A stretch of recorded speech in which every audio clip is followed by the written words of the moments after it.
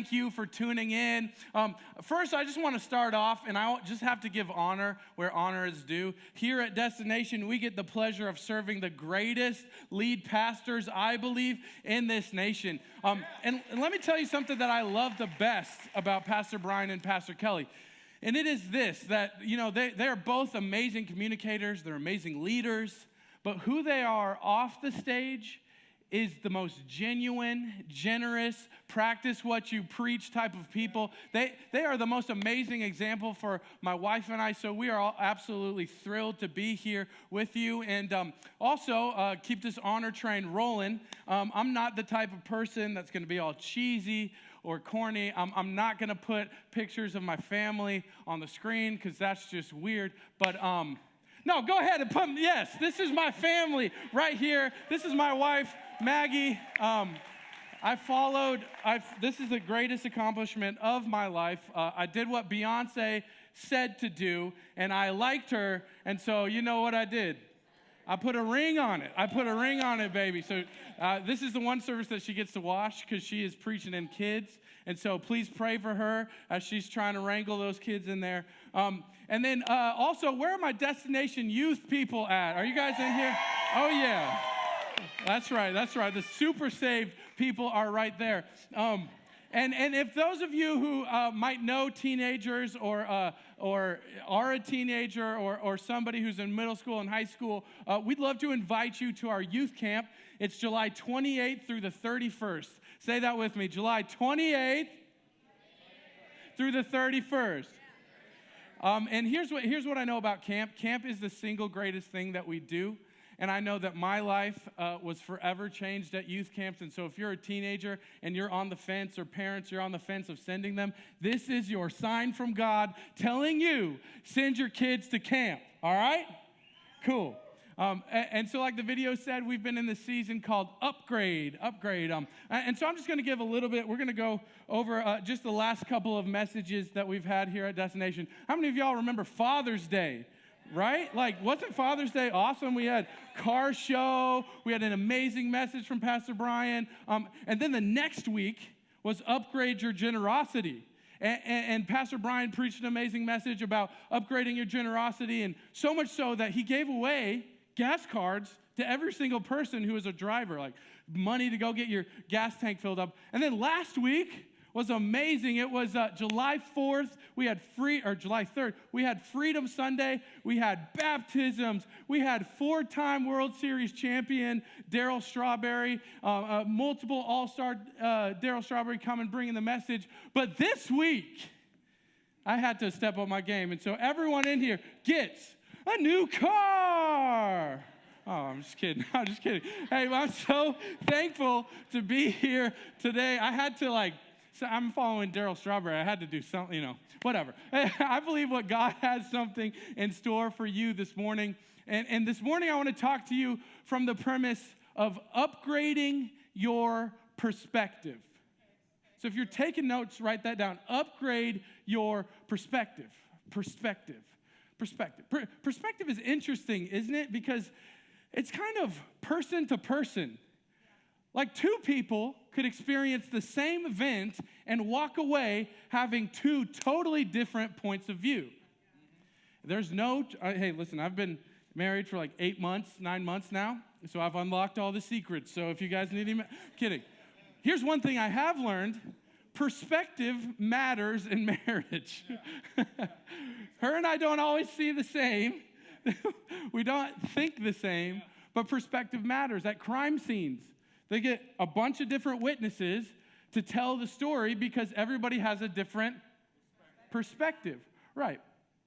And so I'm going to pray, and then we're going to jump in. Jesus, we love you. Lord, we thank you that you have a word in store for every single person this morning. God, I just pray that you would help the Denver Broncos, Russell Wilson, and Coach Hackett. In Jesus' name, all God's Broncos fans said, amen. Come on, somebody. I listened to a pastor, all grown up, who would always pray for the Seattle Seahawks, and then they started winning Super Bowls. So I have decided that I'm going to pray for the Broncos so they win the Super Bowl next February in Jesus' name.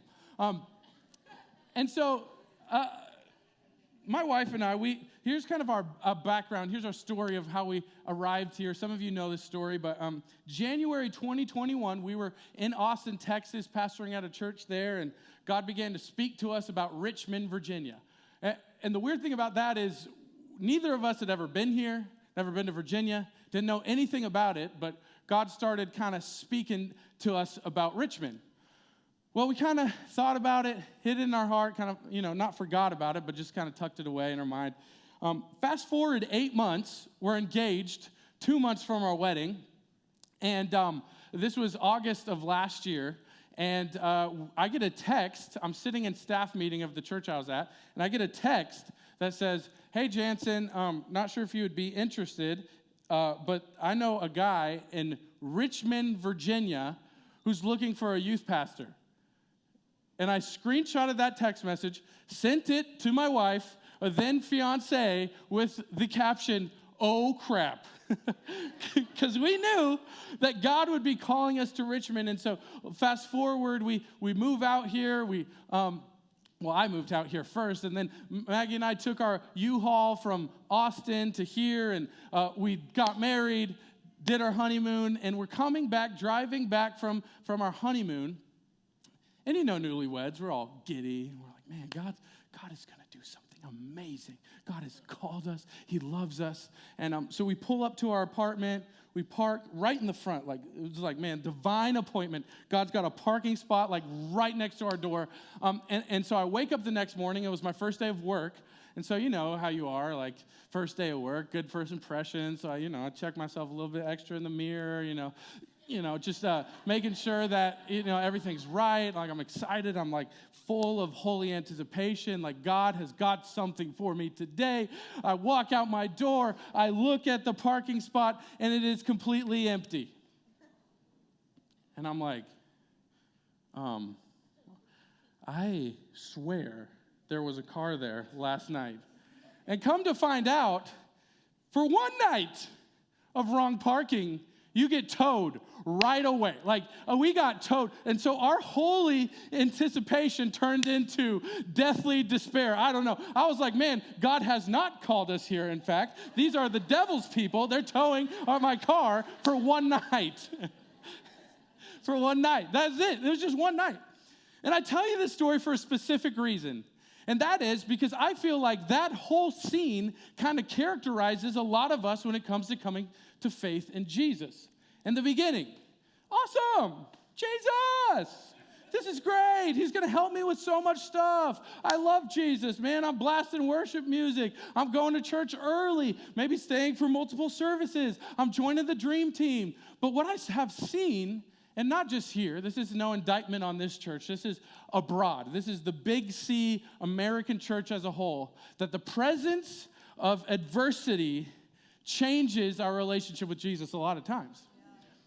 We've seen it time and time again. We've seen people are on fire for Jesus, jumping in, doing everything right. And then all of a sudden, someone breaks up with them. Or all of a sudden, they get a diagnosis. Or all of a sudden, something in their life happens, and they just throw in the towel.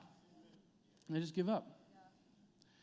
And so the title of my message this morning, if you're taking notes, is "The Scene is Not the Story." The scene is not the story. And so I wanted to, this morning, I'm going to summarize, I'm going to read 12 chapters of Scripture. So for the next 2.5 hours, you guys, what I'm going to do is I'm going to summarize about 12 chapters of Scripture. And it's my favorite story in the Bible besides the story of Jesus. It's the story of Joseph. Some of you guys may be familiar with it, or maybe you won't be. But I want us to read it because I think it perfectly illustrates what a life following Jesus is like.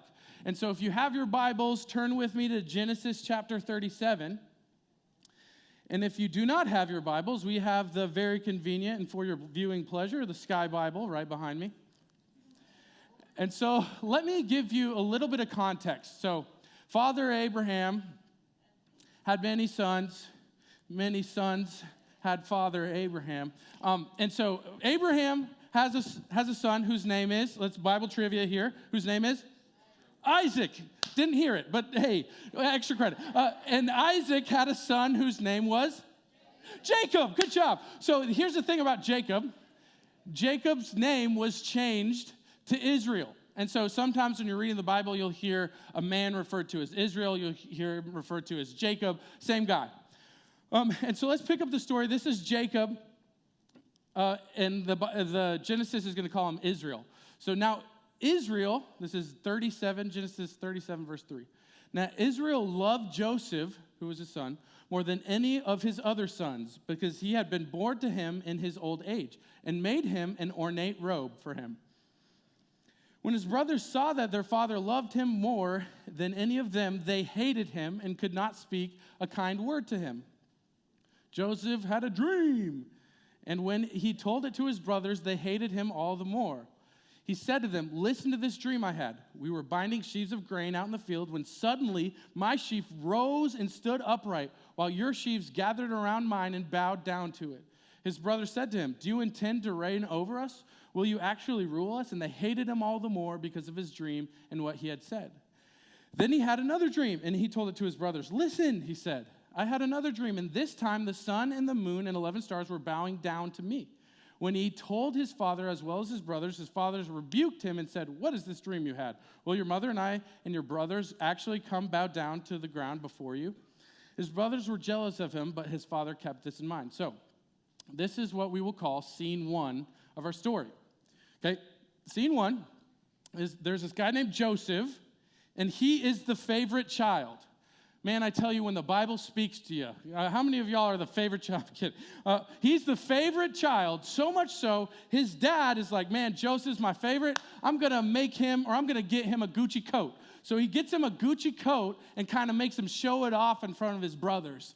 And not only is he favored by his father, but actually God downloads dream and destiny to him. He gives him 2 dreams of authority. Basically, he's a sheaf of grain, and he's above it. All the other sheaves are bowing down to him. And then he's a star that all the other stars are bowing down to. And so what we find in scene 1 is everything up to this point. I mean, he's got a little sibling rivalry, but besides that, Joseph's life is awesome. Favor, destiny, authority, all of that is scene 1. Now, this is why I love the story. Scene 2 of Joseph's life, his dad says, "Hey, I don't want you to go work with your brothers. It's better if you stay here and chill with me while we're eating some grapes, maxing, relaxing by the pool or something." And then he's like, "Well, you know what? Go check on your brothers and see if they're okay. They're out in the field doing whatever." So Joseph goes out there. The Bible says while he was a long way off, his brothers saw him coming, and they're like, "Let's kill him." You're like, "This has escalated so quick." So they're like, "Let's kill him." And then Reuben, the oldest, is like, "You know what? We shouldn't kill him. Maybe let's just throw him into a pit and let animals destroy him, or we can sell him, whatever." So scene 2, Joseph gets to his brothers. They're like, "Oh, we hate you. Give me your Gucci coat." They rip it off of him. They throw Joseph into a pit, and then Joseph gets sold into slavery and eventually becomes a slave in the house of a man named Potiphar, who was very powerful in the land of Egypt. Scene 1, things are going great. Scene 2, everything took a 180 turn. And I think sometimes when we read the Bible, we just read it way too fast. But I want us to put ourselves in the story and imagine if this happened to you. You feel destiny and purpose on your life. You feel like God has called you to do certain things. But what happens when the circumstances don't look like the calling? And so Joseph finds himself sold into slavery, but what I love about the story is that is not the end. So this is scene 3 of his life. This is Genesis 39. It says this: "The Lord was with Joseph so that he prospered and lived in the house of his Egyptian master. When his master saw that the Lord was with him and that the Lord gave him success in everything he did, Joseph found favor in his eyes and became his attendant. Potiphar put him in charge of his household, and he entrusted to his care everything he owned. From the time he put him in charge of his household and all that he owned, the Lord blessed the household of the Egyptian because of Joseph. The blessing of the Lord was on everything Potiphar had, both in the house and in the field. So Potiphar left everything he had in Joseph's care, with Joseph in charge, and he did not concern himself with anything except the food that he ate. Now Joseph was well-built and handsome. Pause there. Like, that'd be a pretty cool thing to be known for. Like, have a whole scripture and a forever book about how you were well-built. Anyways, I digress. Scene 4. Scene 3. So Joseph thought this thing, going into slavery, that's going to destroy me. But no. In fact, quite the opposite. Joseph begins to get influence. Potiphar was a powerful man, and he put him in charge. And it says that the Lord was with him even in the slavery. And so that he began to prosper and prosper and prosper. He was doing the right thing. He was taking care. He was stewarding what Potiphar had given him. And then, scene 5, what happens is another 180-degree turn. Potiphar's wife must have been reading her Bible and saw that it said that he was well-built and handsome, because she started to look at him and was like, man, I want some of that. That's nice. That's nice. And so what she does is she kind of comes on to him. She tries to get him to sleep with her. And Joseph was a man of integrity. And so what Joseph did was, man, I don't want this to screw up what God has been doing. I'm not going to make this mistake. So he flees and he runs from her. But Potiphar's wife had to come up with some sort of excuse of why maybe that people that heard it or whatever. So she says that Joseph tried to rape her. And so then there's another 180-degree turn where Joseph gets thrown into prison. He was in this influential house, and now he's thrown into prison. And can you imagine being falsely accused for something that you did not do, and it seemingly ruining the destiny that God has for you? But I think it's important to note that God's favor can find you even in the bottom of a prison cell. God's favor can be on you no matter what your circumstances are.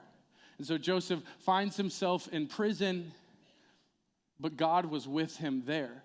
And so just like it was in Potiphar's house, he begins to get favor in the prison and starts to be held in high esteem by the prison guards. And there was these two guys, and they were from Pharaoh. There was a cupbearer and a baker, and they were from Pharaoh's house, and they got thrown in prison, and they have dreams in prison, and he basically interprets the dreams that they're going to get out of prison, and one of you is going to die, but the other one of you is going to be prosperous and be put back into the position, and he says, once you get out of here, do one thing for me, don't forget me. Tell Pharaoh about me. And so he starts to get favor in prison. He interprets these dreams. He thinks it's his way out. And 180-degree turn. And it looks like, and the cupbearer and the cupbearer and the baker, they forget about Joseph. Years go by of Joseph sitting in a prison for something that he didn't do. Finally, Pharaoh has a dream that needs to be interpreted, and Joseph is the man for the job. The cupbearer remembers Joseph and was like, hey, that's so Raven. Like, oh, I remember a guy. There was a guy in prison who interpreted my dream. And so they call him forward. He interprets the dream. Pharaoh's like, whoa, that's crazy, man. Why don't you become second in command? And so he goes from the prison to the palace, and he becomes in charge of second in command over all of Egypt. So he went from the very bottom of the prison to second in command. And then the story ends with there's a famine in the land that Joseph predicted. And because Egypt was smart, they gathered up all of their resources and started farming so that they could save some to prepare for a famine. And so all of the surrounding nations and people groups would come into Egypt to get food rations. And Joseph was in charge of it. And so he would often see people come in, ask for food, and then he would decide what food to give them, and he'd give it to them. Well, one day he's sitting there, and he sees these people walk in from the back room, and he notices that it's his brothers. It's the same people that started the journey for him, that sold him into slavery when he was just a young boy. And what I love about this story is as you're reading it, it's Genesis 47, 48, 49, you can read the emotion of the moment. Because Joseph has all the power and all the authority to be able to kill them, to execute them, to punish them, to throw them in prison. But instead, he gives them grace. And this is what he says. This is in Genesis 50. He says to his brothers, "You intended to harm me, but God intended it for good to accomplish what is now being done, the saving of many lives. You intended to harm me, but God intended it for good." I want you to notice, every single time that Joseph had an earthly setback, God turned it into something that was a heavenly setup. Right? He would have never made it to Pharaoh's house if he would not have gone through the slavery or the pit at the very beginning. He wouldn't have made it to Pharaoh's house if he didn't get falsely accused. He wouldn't have made it to Pharaoh's house if he didn't interpret the dreams of those two people, of those two employees of Pharaoh in the prison. He wouldn't have done that if he wouldn't have gone through what he had gone through. And I came to encourage somebody who finds yourself in a pit, in a prison, chained up, discouraged, that sometimes earthly setbacks can be heavenly set-ups. That God has put purpose and destiny and favor on your life. And even if it does not look like it right now, God wants you to know that he sees you in your situation. He knows your name. He knows your calling. That all you have to do is just not give up in what you're going through. That rejection can be set up into a redirection into your purpose. God does not waste anything that happens to you. Just because it doesn't look like it on the outside doesn't mean that God's not going to do it on the inside. Come on, somebody. I'm preaching this morning. Your earthly setbacks can turn into heavenly set-ups. We serve a God who has already written the story. He knows the end from the beginning. And so we are talking about perspective. You intended to harm me, but God. You intended to reject me, but God. You intended to destroy me, but God. It's a matter of perspective. It's a matter of perspective. He had every right to punish his brothers. That was unjust. He had every right to go back and have Pharaoh's wife executed, or Potiphar's wife executed. You intended to harm me, but God used it for my good. Here's the thing about perspective. This is not news. There are so many things in our life that we cannot control. So many things. I used to have an old football coach who used to tell me that you can control two things, your attitude and your effort. You can't control other people's actions. You can't control your circumstances a lot of the times. You can't control your family of origin. You can't control what your boss says. You can't control your genetics. You can't control your diagnoses. There are so many things that we can't control. But what you can control, we're talking about perspective. Yeah. So I want to give you two things this morning, if it's all right with you. Two things that'll help you with perspective. The first is this. What you focus on, you will magnify. What you focus on will be magnified. Can you go ahead and put this picture up on the screen? What is this? Lightning, right? It's a storm.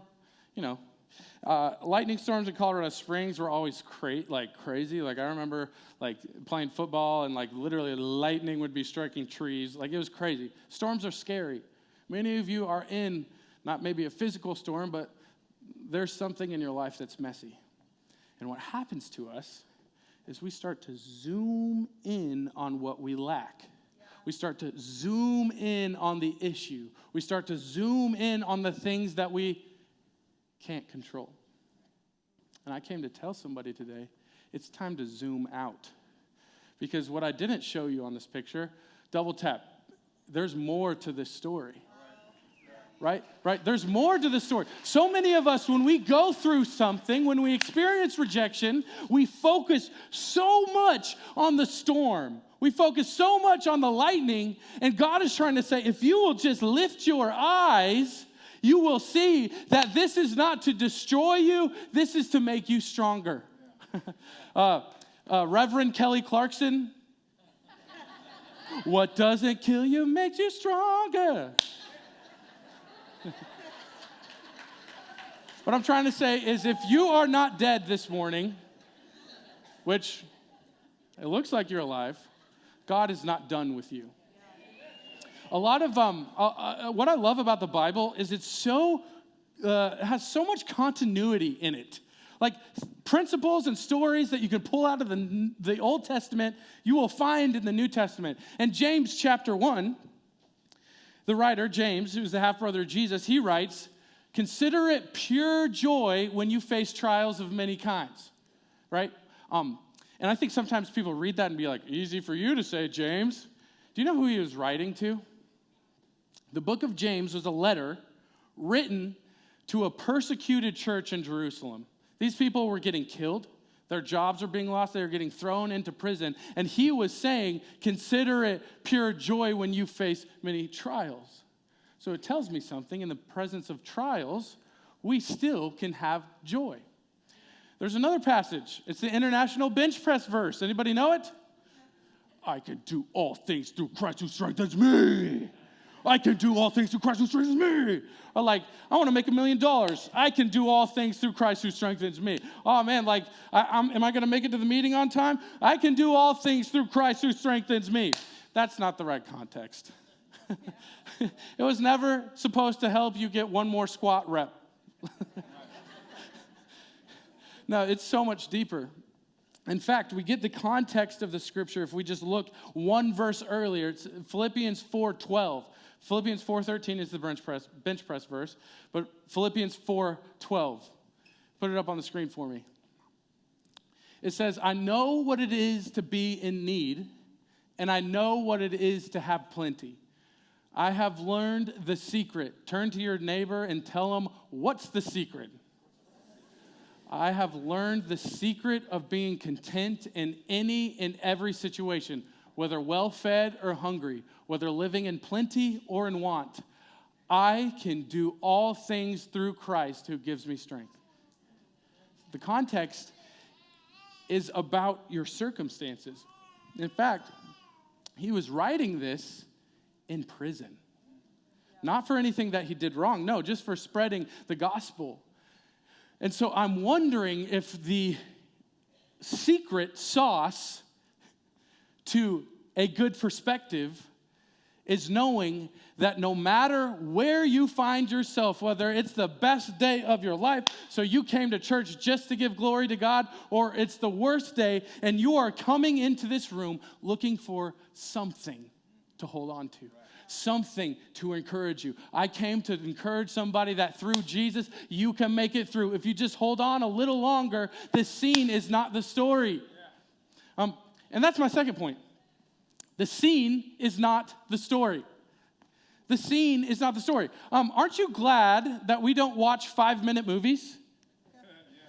Right? Like, think back to Star Wars. Right, I'm thinking of the scene when it's like, Luke, I am your father. And then he Luke and Darth Vader are doing the thing. And then Darth Vader cuts his hand off and he's like, ah. And then what if the story ended there? Right? Right? Or I'm going to spoil this. It's not spoiling. So everybody just hold your water. It's okay. The new Top Gun movie.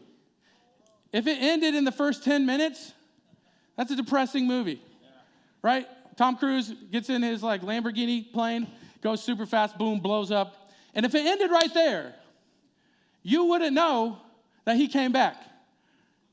And what I came to tell you, somebody, you spoiled it. That's the first 10 minutes of the movie.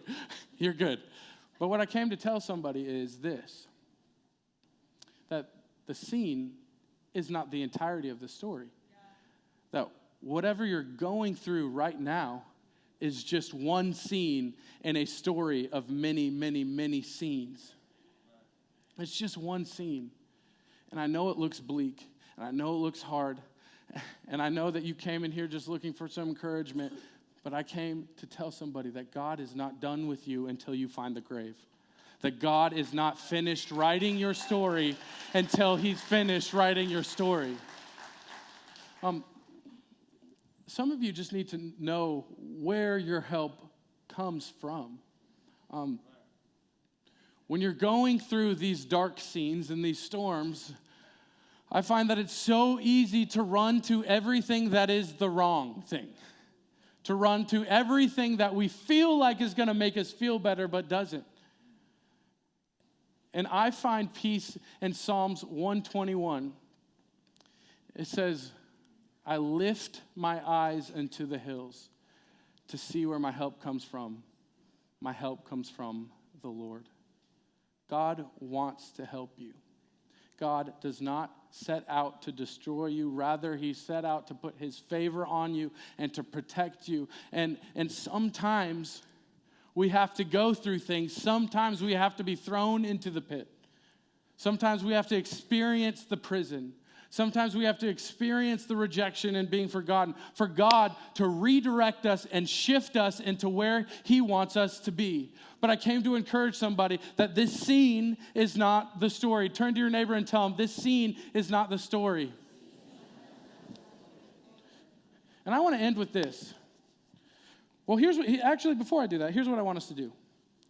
The one thing to do this morning is to lift your eyes, zoom out, and trust in Jesus. Lift your eyes, zoom out, and trust in God. One of my favorite scriptures in the Bible is Romans 8:28. It says this, and we know that in all things, God is working for the good of those who love him and are called according to his purpose. You know why I love that? Because of the word all. All. All. What does that mean? All. It means all. It means everything. It means nothing is left out. It means it's all encompassing. So what does that mean? That God can take the good and the bad when you've got it right and when you've got it wrong. He can use the mistake. He can use the thing when you got it right. God can use it all to work it out for good for you. Nothing is wasted. God is not blind to your situation. He wants to use it and somehow, some way. I don't know how it works. I'm not God. Thank God I'm not God. I don't know how it works. But God somehow, some way, takes the messiness in our lives. He takes the ashes and somehow, in his godly, supernatural way, works it together to form something beautiful. And what our job is, we cannot give up. We cannot throw in the towel when things get rough. I wish I could come and tell you this morning that if you give your life to Jesus, everything is great. It's not. It sucks sometimes, okay? Sorry for saying sucks. Sometimes it's really hard. Sometimes it's hopeless. But I want to remind you, we know the end of the story. We know that there will be a day that Jesus comes back and that he will be coming for a church to reach down and rescue us out of our situations, out of our pain. But you need to know, in the meantime, he is collecting every single one of your tears. He sees you. His favor is on you, whether you feel it or not. God can write a better story with the pen in his hand than we ever could with the pen in ours. I want you to feel the hope of Jesus this morning, that he works all things. Some of you need to let the devil know, Genesis 50:20. You intended to harm me. You intended to steal from me. You intended to kill me. You intended to destroy me. But God, But God can take the ashes and turn them into something beautiful. Come on, church, that's good preaching right there. Come on. Aren't you glad you serve a God that already has the victory that you need in your life? It's a matter of perspective. Zoom out. Man, I know this is hard. Man, I know I just got fired, but I trust a God. But God can turn this for my good. I know my child is doing all sorts of crazy stuff. He's wayward. He's not living life for Jesus.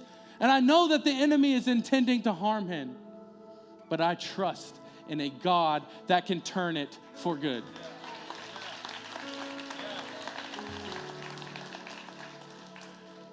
I know that the diagnosis might seem scary. But God, He is Jehovah Rapha. He is God our healer. The God who did miracles back in the Bible can do miracles in your life this morning.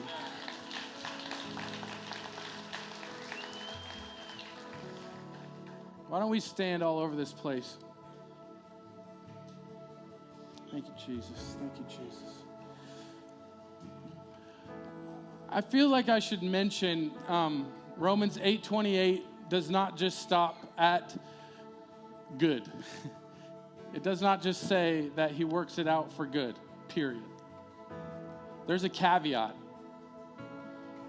There's a second part. For those who what? Who love him and are called according to his purpose. For those who love him. See, I can't promise that God is just going to magically work everything out for you and write an amazing story in your life if you're not giving him the pen. He can't sculpt something amazing if you're not the clay given into his hands. And we believe here at Destination in Romans 10:9 that says, if you confess with your mouth and believe in your heart that Jesus is Lord and that God raised him from the dead, then you will be saved. That's our response to love God. And if you love God, that means you are called according to his purpose. And so I would be remiss if I didn't give us an opportunity for those of you who find yourself in the middle of a storm right now, in the middle of a pit, in the middle of the prison, and you have tried and tried and tried to get yourself out. Let me tell you, there's only one person who can turn it around for you, and that's Jesus Christ. And so I want to give us an opportunity to put our faith in Jesus and to put our lives in his hands. And so if you have never prayed this prayer, if you have never given your life to Jesus, I want to give us an opportunity right now. And so if you're in the room and you would say, I'm ready for God to write my story. I'm tired of trying on my own. I'm ready to give God everything. On the count of 3, I just want you to lift up your hand. 1, 2, 3. Lift them up, lift them up. Hands going up all over the room. I see you, I see you. Thank you, thank you, thank you. Jesus loves you. I see you in the back. Jesus loves you. Jesus loves you. I want to pray this prayer together. And it's not about magic words. It's not about a magic prayer that just automatically saves you. It's about the posture of your heart. And so if you pray it and you mean it, God is going to work it together for good, somehow, some way. If you pray it and you mean it, heaven is your destination. So all over the room, every head bowed, every eyes closed, I want us to pray this prayer together. Say, Jesus, I confess that you are my Lord. Be Lord of my life. Forgive me of my sins and make heaven my destination. In Jesus' name, amen. Come on, church. That's amazing. We have people all over the room giving their life to Christ. Come on. So good, so good. And for the rest of us in this room, I want to pray for you. Because the Bible talks about God being the God of all hope. Some of you just need a little bit of hope. But God is offering all of it. And so I want to pray a prayer of hope for you. Whether you're in the palace or you're in the pit of your life, I pray that God, the scene is about over, and the next Act 2, Act 3, Act 4 of your life is on the way. And we believe here at Destination, and I believe for you, that the best is yet to come. So come on, pray this prayer with me, every head bowed, every eye closed. Jesus, we love you so much. God, I thank you for every person in this room. God, for the person, God, who had a diagnosis that they need turned around, God, we pray that you would heal them. God, for the person that finds themselves fired or out of work, God, I pray that Jehovah Jireh, that you would provide a job, you would provide the finances. God, I pray for the person that came in here broken. Lord, I thank you that you are picking up the pieces and making something beautiful out of them. You're the God of all hope, and we trust in you, Jesus. In Jesus' name, all God's people said, amen. Hey everyone, thanks for watching the Destination Church YouTube channel. But don't stop there. Hit the like, the share button, and definitely subscribe to this channel to stay up to date with everything that we want to give you. Hey, if it's impacted your life, please pray about giving financially to help people find their destination in Christ. Hey, just know it's not about where you've been, it's where you're going that matters, and the best is yet to come.